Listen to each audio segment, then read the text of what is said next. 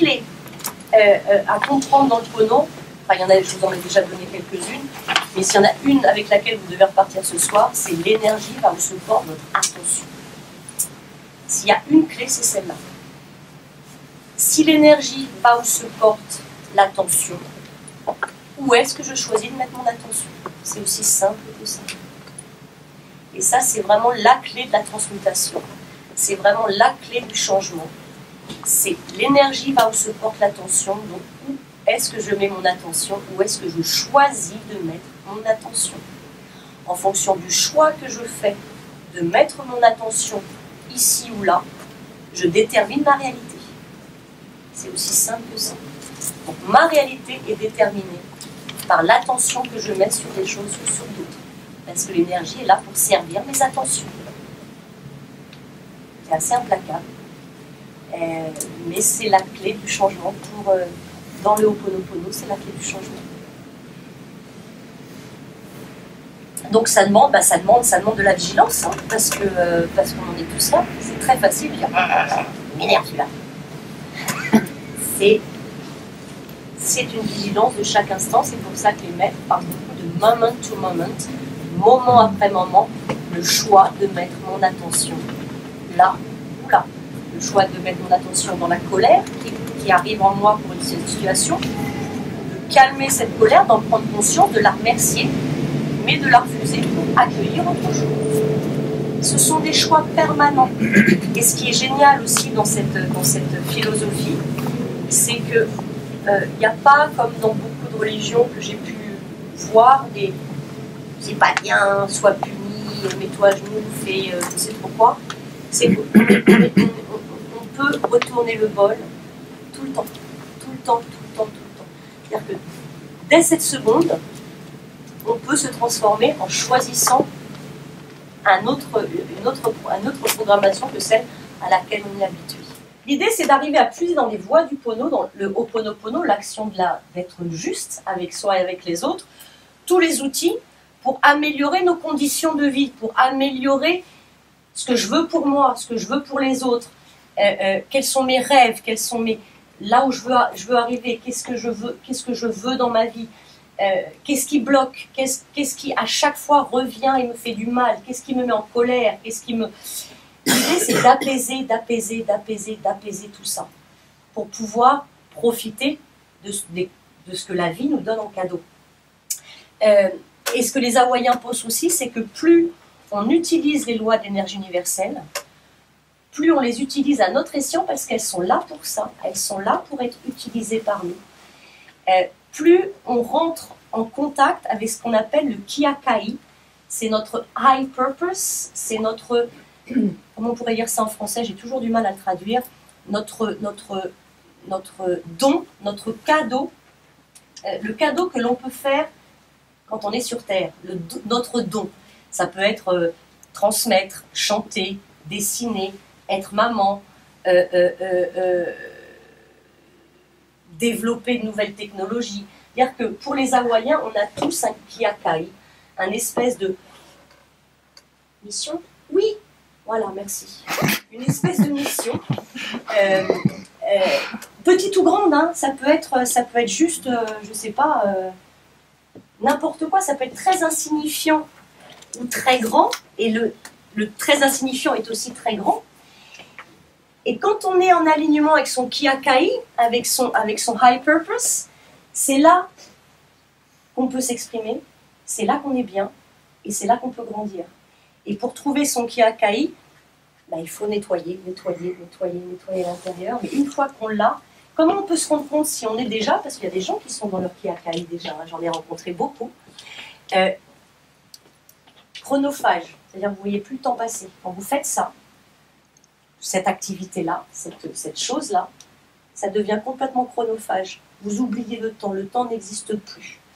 Vous sentez que ça vous remplit le cœur, que ça vous nourrit, vous avez envie de sourire, vous avez envie de... Ça rayonne de partout, c'est-à-dire vous rayonnez quand vous êtes dans votre Kiakai. Et pour les Hawaïens, quand on est dedans, on est dans une vie abondante. Si je devais simplifier à outrance. Donc l'idée, c'est peut-être, où est le mien? Qu'est-ce que je fais aujourd'hui dans ma vie, alors que ce soit financier ou pas, hein, parce que ça peut être des kiakai qui n'ont rien à voir avec son boulot. Hein. Qu'est-ce que je fais dans ma vie qui me... Oh, je me sens tellement bien quand je fais ça, que là, je suis dans mon centre. Et c'est là où aussi les Hawaïens disent, il serait peut-être temps d'essayer de faire ta vie avec ça. C'est-à-dire de t'extirper du boulot alimentaire et de voir comment tu peux, avec ça, avec ce cadeau, ce don, tu peux arriver à faire de l'argent, au moins pour vivre, parce que là, tu seras dans l'abondance. Pour les Hawaïens, on est dans l'abondance quand on est dans la révérence à la vie, c'est-à-dire dans le respect absolu de toute chose vivante sur Terre, quand on arrive à contempler, à être content de voir une fleur, à être content de voir le soleil, à se laisser bercer par la vie, dans la contemplation, et être dans son kiakai. Et j'ai envie de dire que c'est vraiment là, c'est là que vous rayonnez, et c'est là que votre famille, vos amis vont vous dire, mais oh, t'es transcendé, quoi. Il y a quelque chose, qu'est-ce que t'as fait? T'as rajouté 10 ans, quoi. C'est vraiment, c'est un alignement absolu, implacable, qui, pour les Hawaïens, rend heureux. L'idée du Pono, c'est d'utiliser, c'est de savoir utiliser, de savoir se servir des énergies de la loi universelle pour ne plus subir, ou en tout cas le moins possible, subir et être inconscient de tout ce qui se joue en nous, autour de nous et à travers nous. L'idée, c'est une histoire de conscience. C'est est-ce que je veux être conscient de ce qui se joue, ou est-ce que je me laisse balloter, et puis tant pis, un jour ça va, un jour ça va pas, un jour je suis en colère, le lendemain je déprime, et puis le troisième jour, parce qu'on m'a fait un sourire dans la rue, je suis bien. C'est un peu ça l'idée. Et c'est pas tant une maîtrise, un contrôle qu'une bienveillance de sa propre humanité aussi. On ne cherche pas la perfection, on ne cherche pas à être dans une discipline absolue, on cherche simplement chaque jour un peu plus à être conscient de ce qui se joue et de ce qui se passe en nous et autour de nous. Choisir d'être Pono, choisir d'être sur la voie du Pono, c'est comme si on choisissait de se reprogrammer, d'avoir un nouveau programme à l'intérieur de soi. Et un nouveau programme, c'est jamais facile parce que ça veut dire un moment de déséquilibre aussi. C'est-à-dire que je perds mes anciens repères pour entrer dans de nouveaux repères. Donc ça prend un peu de temps.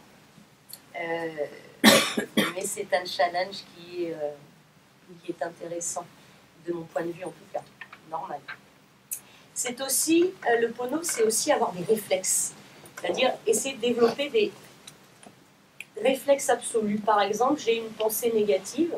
Si je sais que la pensée va nourrir en négatif ou une personne que je critique ou moi-même, le réflexe est de transmuter.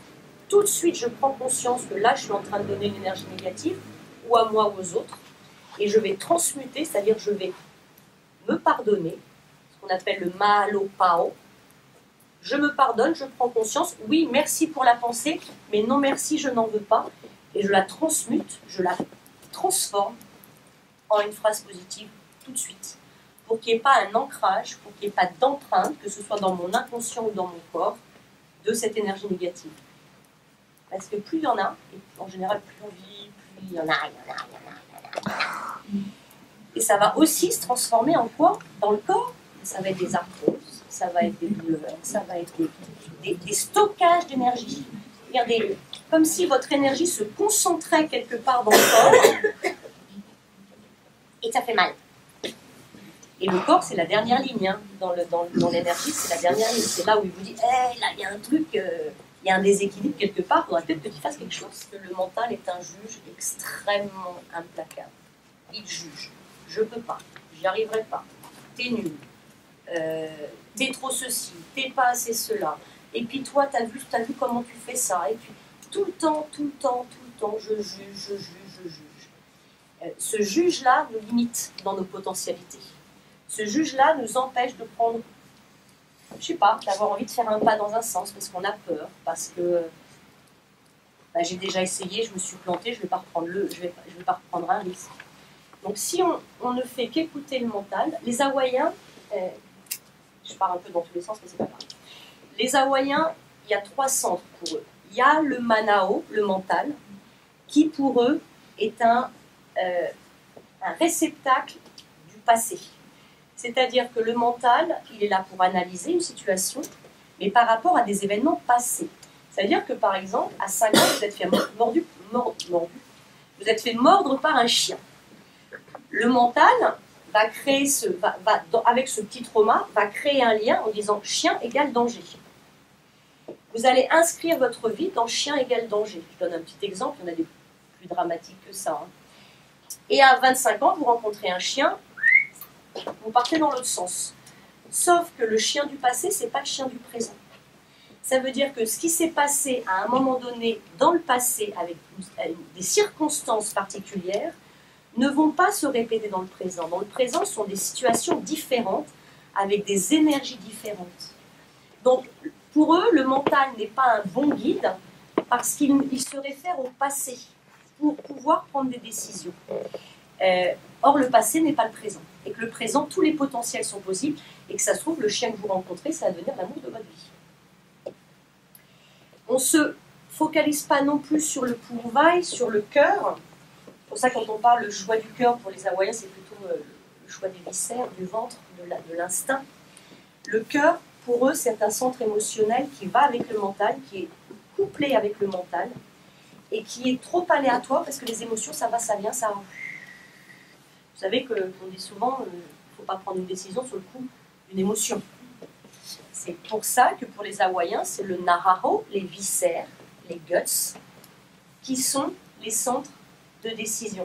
C'est pour ça qu'on voit beaucoup de vieux Hawaïens se masser le ventre pendant de longues minutes avant de prendre une décision. Parce que c'est d'ici que vient la vérité, votre vérité. Donc pour les Hawaïens, on est un être dense, c'est-à-dire notre corps, notre densité, notre enveloppe, mais en nous, autour de nous, il y a notre être profond, notre être intérieur, notre petite lumière, notre... je ne sais pas quel autre terme employer. Et dans le Pono, l'idée, c'est de connecter à son être intérieur, à son être profond, qui lui-même est connecté à ce qu'on appelle l'énergie universelle, l'énergie qui circule partout, que les Hawaïens appellent Keakua. Alors c'est vrai qu'on peut l'appeler Dieu si ça fait... mais ça fait peur et c'est un concept qui n'est pas... c'est pas la barbe blanche, hein, c'est pas le maître des énergies des religions du livre. Keakua, c'est vraiment l'énergie universelle, c'est l'énergie qui circule en nous, c'est le souffle de vie, c'est ce qui fait qu'on est vivant. Et on est vivant, enfin, pour les Hawaïens, les animaux, les plantes sont vivantes, les humains sont vivants, les roches aussi sont vivantes. Elles ont une énergie tellement dense et tellement immobile que nous, on ne les perçoit pas. Mais par exemple, quand on va choisir des pierres à Hawaï, quand on veut faire des massages aux pierres chaudes, par exemple, quand on va choisir nos pierres à la plage, on leur demande l'autorisation si elles sont d'accord pour venir avec nous. Et on écoute, et des fois on enlève, on ne prend pas la pierre parce qu'elle n'est pas d'accord. Donc ça peut sembler bizarre à des Occidentaux, mais la pierre aussi a une forme d'énergie particulière. Et ce que les maîtres nous disent, c'est que pour changer notre réalité, c'est un peu l'idée de se brancher à ce que j'appelle la radio Pono. C'est d'essayer de modifier ces énergies grâce justement aux lois de l'énergie universelle pour arriver à avoir des énergies qui soient plus lumineuses, plus ouvertes, plus avec ce souffle qui ouvre aux autres, qui ouvre à soi et qui ouvre au magnifique cadeau que nous offre la vie, parce qu'on a tendance à l'oublier. Et c'est vrai qu'un regard, votre regard, un sourire, c'est du pur cadeau. On dit souvent, les Hawaïens disent souvent « right time, right space, right being ». Ça veut dire que nous, chacun, individuellement, nous sommes dans le bon espace de vie, dans la bonne vie et dans le bon timing. C'est-à-dire qu'il n'y a aucun hasard. On est toujours là où on doit être. Et que si on est là aujourd'hui, il y a des milliards de raisons, mais on est là où on doit être. Ça ne veut pas dire qu'on ne peut pas bouger de cette situation-là. Mais tout ce qu'on a traversé, tout ce qu'on a vu, tout ce qu'on a vécu était juste. Même si c'était pour nous des drames, qu'on a jugés comme des drames. Et c'est vrai que c'est difficile à comprendre parce que on veut tous, nous humains, essayer de contrôler les choses, essayer de comprendre. Mais pourquoi ça m'est arrivé? Pourquoi j'ai eu ça? Pourquoi il se passe ça? Et les Hawaïens disent toujours, j'avais un autre maître, donc Roberts, qui disait toujours, ça m'amuse toujours de voir ces Occidentaux qui veulent essayer de tout expliquer, de tout comprendre. C'est pas possible. Et c'est pour ça qu'il parle d'humilité aussi, c'est-à-dire qu'il faut aussi qu'on comprenne, qu'on accepte qu'on n'aura jamais la grande image, qu'on n'aura jamais la vision globale des choses et qu'il y a plein d'expériences qu'on ne comprendra jamais, mais qui sont là, on a vécu. Est-ce qu'on se bat contre ça en disant c'est pas juste, c'est pas juste, c'est pas juste, ou est-ce qu'on ouvre le cœur et qu'on accepte ce qui nous a été donné à vivre, cette expérience de vie? Et c'est vrai que c'est difficile parce que lâcher le contrôle pour nos petits mentales occidentaux, c'est extrêmement difficile. On veut comprendre, sauf qu'il y a plein de choses qu'on ne comprendra jamais. Et que si on ne renonce pas à tout comprendre, on va se prendre la tête longtemps. L'univers sert la pensée. Si on est dans cette croyance que l'univers sert la pensée, ça veut dire que si j'envoie pensée négative, il va servir la pensée négative. Ça veut dire, j'ai une croyance qui est de dire la vie est dure et injuste. Depuis mon enfance, je me dis, parce que mes parents, parce que moi, parce que mes expériences de vie, je me dis, la vie est dure et injuste.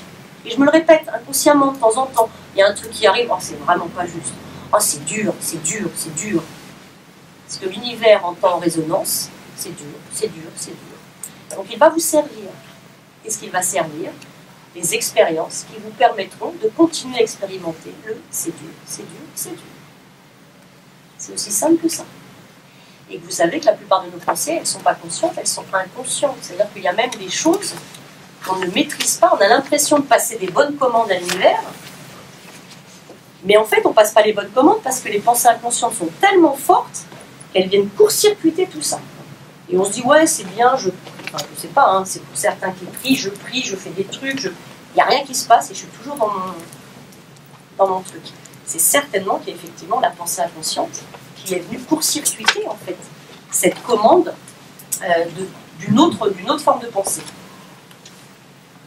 Donc en fait, si je pense la vie est dure, l'univers va me servir en me donnant des expériences qui servent ce que je viens de dire, la vie est dure.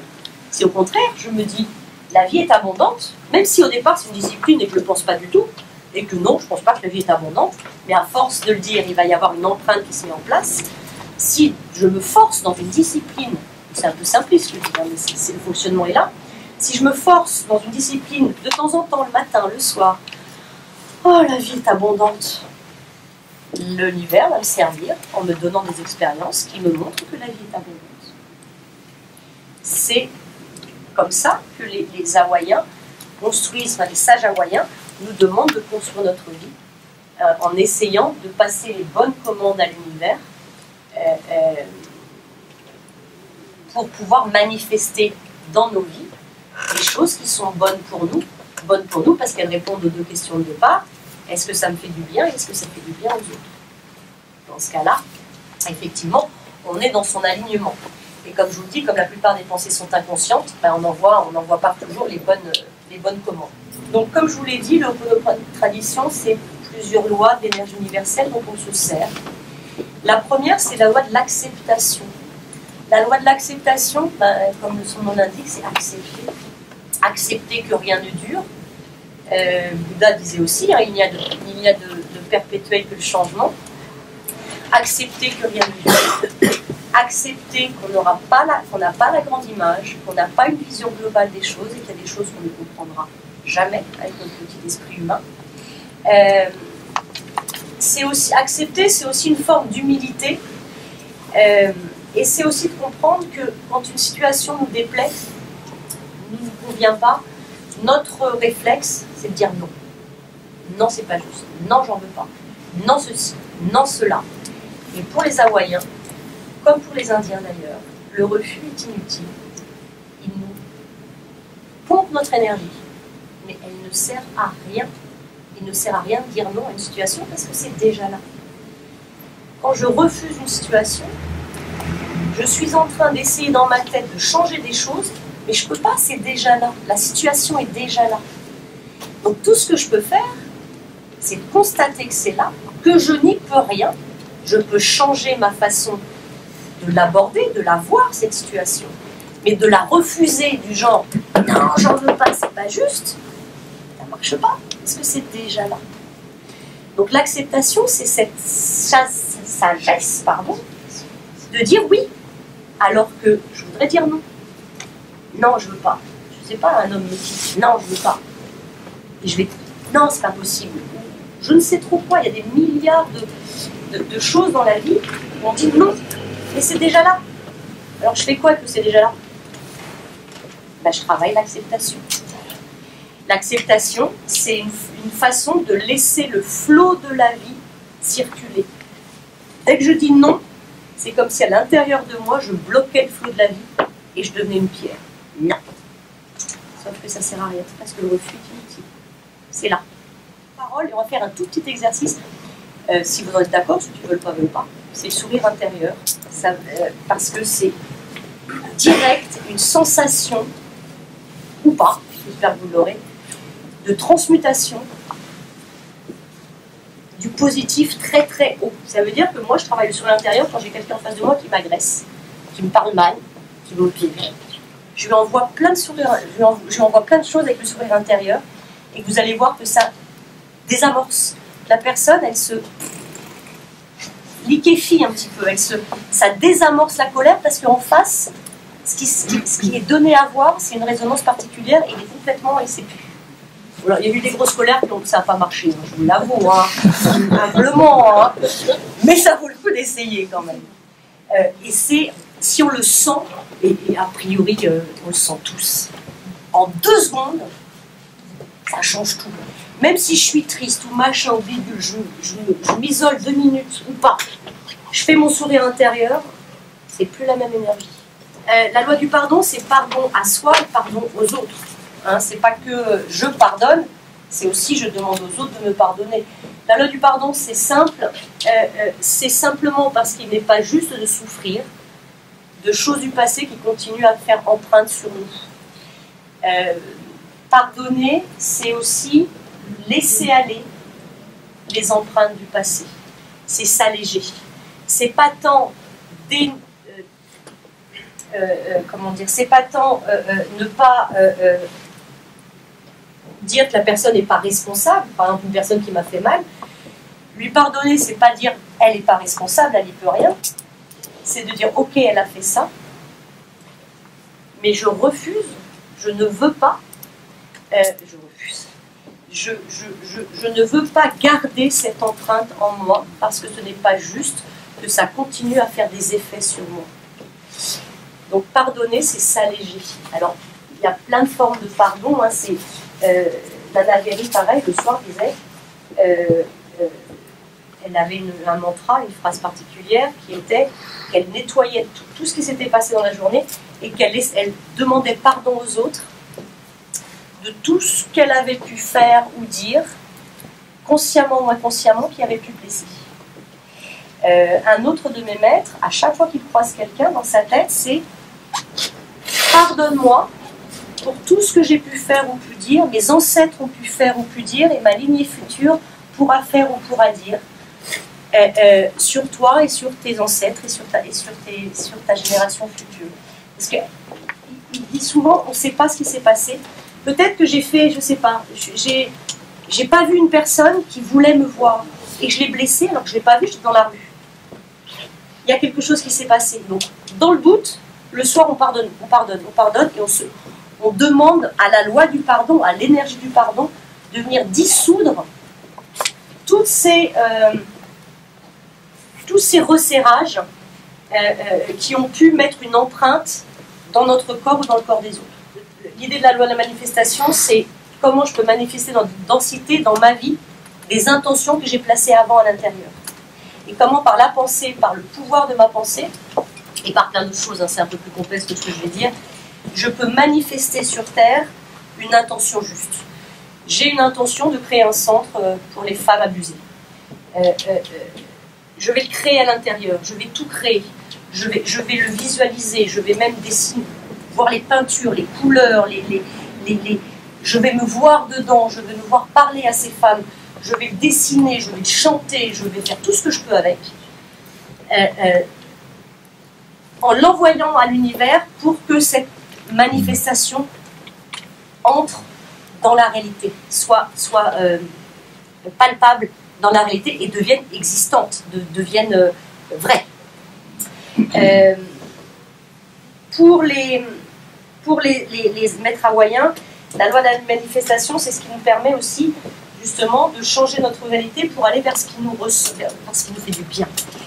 Créer à l'intérieur, manifester à l'extérieur et avoir une foi implacable, un peu comme dans votre croyance, que c'est déjà là. Et avoir l'émotion qui va avec. Dans le « je suis heureuse parce que c'est là », comme si je l'avais déjà. Exactement. Alors, là encore, le problème, c'est qu'il y a de temps en temps des commandes inconscientes qui viennent casser ce jeu, d'où l'intérêt d'aller nettoyer les mémoires inconscientes.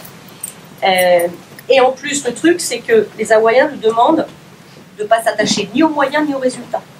C'est-à-dire que notre seule responsabilité, c'est de créer à l'intérieur et de le faire vivre à l'intérieur. Mais on ne doit s'attacher ni aux moyens, c'est-à-dire comment je vais y arriver, ni aux résultats. Parce que la vie est surprenante et que moi, je pense que, par exemple, mon idée, c'est les femmes abusées. Mais le chemin de la vie va peut-être m'amener complètement ailleurs. Et c'est là que je devais être. Et c'est grâce à ça que je suis venue là. C'est un peu difficile à comprendre parce qu'il faut lâcher prise sur les moyens, les résultats et sur la deadline. Parce que les lois de l'énergie ne fonctionnent pas avec dans 3 mois, dans 6 mois, dans 1 an. Donc il faut une sacrée confiance absolue parce que pour les maîtres hawaïens, s'il y a un doute, ça casse le lien. Le canal est cassé. Oh, mais ça fait 3 ans que je travaille dessus, j'ai dessiné, j'ai fait mes plans, mon business plan, j'ai rencontré. Oh, mais je suis pas sûre en fait. Tac, le lien cassé. Donc pour remettre le lien en place, pour recoudre, il va falloir se remettre à bosser et à créer. Et là, la manifestation est quand même quelque chose de très puissant. C'est vrai aussi en collectif, hein, c'est pour ça que c'est tellement important, nous, de garder de la lumière, beaucoup de lumière en collectif, soit par le chant, par la prière, par ce qu'on veut, pour essayer de contrebalancer ces pensées négatives de masse, parce que ce qui est en train de se manifester aujourd'hui sur Terre, et que s'il n'y a pas des contre-pouvoirs de lumière, ben voilà. Donc c'est pour ça aussi que les méditants, beaucoup de méditants aujourd'hui se rejoignent dans le monde entier sur une heure particulière pour envoyer des énergies positives, pour essayer de contrebalancer un peu ces énergies de masse extrêmement lourdes qui génèrent de la peur, de l'angoisse, etc. Donc l'idée c'est ça aussi, c'est que si on est conscient et si on est éveillé, bah, c'est de le partager, c'est de donner encore plus pour que il y ait de plus en plus de gens qui ont l'œil qui brille. Et plus il y a de gens qui ont l'œil qui brille, plus il y a d'énergie qui circule comme ça, plus on peut contrebalancer un peu ces énergies de Mars qui sont grosse claque dans la figure quand même.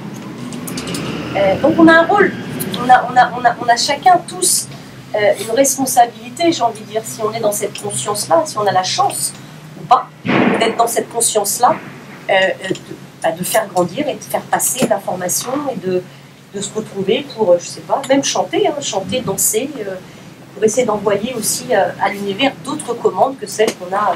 L'autre loi, c'est la loi de la gratitude. Gratitude, merci, hein, si on revenait au mantra. Pourquoi ? Parce que ça fait vachement un système plus tard. Nana Véry, un maître que j'aime beaucoup, qui est décédé aujourd'hui, disait toujours, chaque matin, je ne pose pas les pieds du lit avant d'avoir remercié tout ce que je peux. Mes enfants, la vie, la terre, je remercie les poumons, je remercie tout. Elle passait 20 minutes avant de se lever pour remercier. Remercier, c'est aller directement aux énergies subtiles positives, hautes. Remercier, c'est cœur ouvert. Le Pono est un chemin de non-résistance et d'abondance. Être un avec le moment présent. Garder toujours un sentiment d'attente positive, ne rien juger, toujours remercier, être inspiré et à l'écoute de sa voix intérieure. L'inspiration, j'en ai pas parlé, mais l'inspiration et l'intuition pour les Hawaïens, ce sont les messages de l'univers, bien évidemment, les messages de l'énergie universelle. Donc inspiration et intuition. Intuition, c'est en général, ça vient du lycéen, dont on parlait tout à l'heure, sont à suivre avant tout exercice de synthèse ou de jugement du mental, parce que c'est l'univers qui nous parle à ce moment-là.